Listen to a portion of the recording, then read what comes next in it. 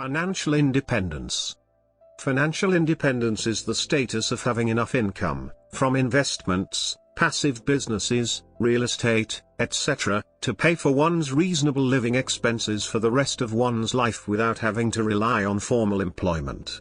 The core path to achieve financial independence focuses on maximizing one's savings rate through lower spending and/or higher income.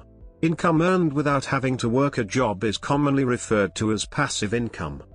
There are many strategies to achieve financial independence, each with their own benefits and drawbacks.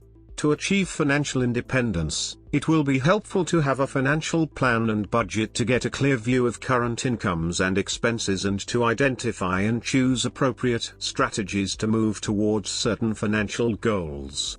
A financial plan addresses every aspect of a person's finances. Passive sources of income to achieve financial independence.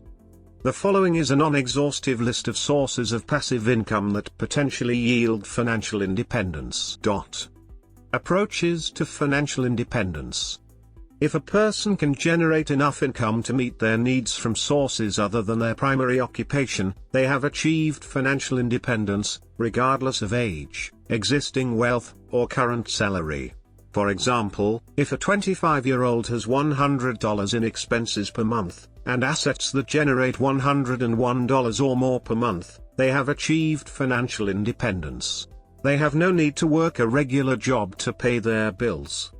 On the other hand, if a, for example, 50-year-old earns $1 million a month but has expenses that equal more than that per month, they are not financially independent, as they still have to earn the difference each month to make all their payments. However, the effects of inflation must be considered.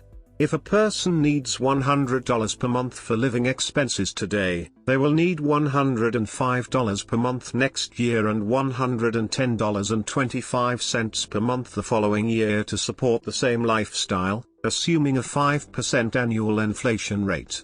Therefore, if the person in the above example obtains their passive income from a perpetuity, there will be a time when they lose their financial independence because of inflation. If someone receives $5,000 in dividends from stocks they own, but their expenses total $4,000, they can live on their dividend income because it pays for all their expenses to live, with some left over. Under these circumstances, a person is financially independent. A person's assets and liabilities are an important factor in determining if they have achieved financial independence.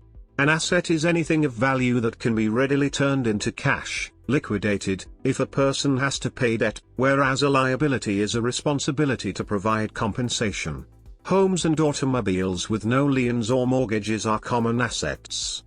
Since there are two sides to the assets and expenses equation, there are two main directions one can focus their energy: accumulating assets or reducing their expenses.